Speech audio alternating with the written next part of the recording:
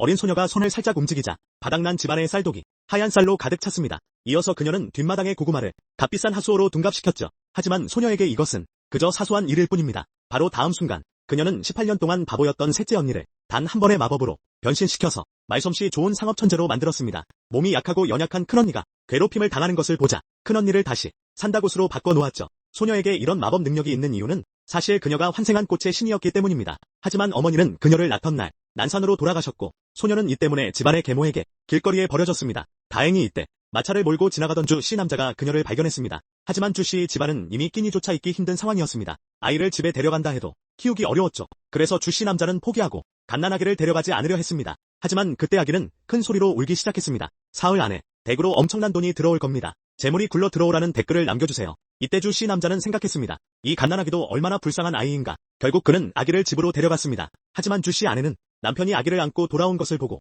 난감한 표정을 지었습니다. 왜냐하면 집의 쌀독이 이미 바닥난 지 오래였기 때문입니다. 그녀는 이 아이의 등장이 곧 온 가족의 운명을 바꿀 줄은 몰랐습니다. 이때 옆에 있던 큰언니가 가서 갓난아기를 들여다보았는데 뜻밖에도 자신의 손을 아기가 잡고 놓지 않으려 했습니다. 이에 큰언니는 결심했습니다. 다음날 부두에 직접 가서 짐을 몇 자루 더 날라야겠다고 말이죠. 하지만 이것만으로는 이 많은 식구들의 끼니를 해결할 수 없죠. 그들은 자신들의 대화가 안고 있는 소녀에게 들렸다는 것을 몰랐습니다. 이에 소녀는 작은 손을 살짝 흔들자 바닥이 보였던 쌀독이 하얗고 윤기 나는 쌀로 가득 찼습니다. 엄마, 아빠.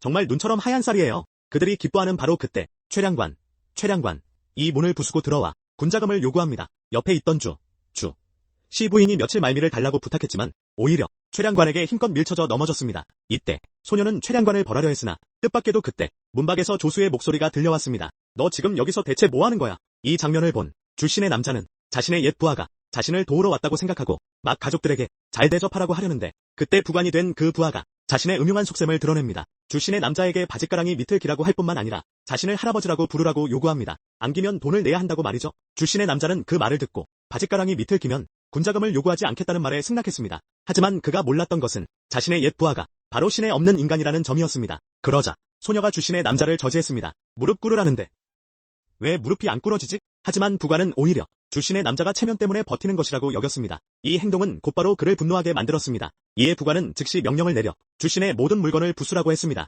곧바로 모든 부하들이 우르르 달려들었고 심지어 구석의 쌀독까지도 한 부하에게 발견되었습니다. 젠장, 쌀이 있으면서 군량미를 안 내놓다니. 당장 압수해. 이 망할 놈들, 쌀을 치워라. 나를 굶겨 죽이려는 것이냐, 너? 하지만 부하가 온 힘을 다해 쌀독을 옮기려 하자 쌀독이 1000근이나 나가는 무게임을 깨달았다. 젖먹던 힘까지 썼으나 털끝만큼도 움직일 수 없었다.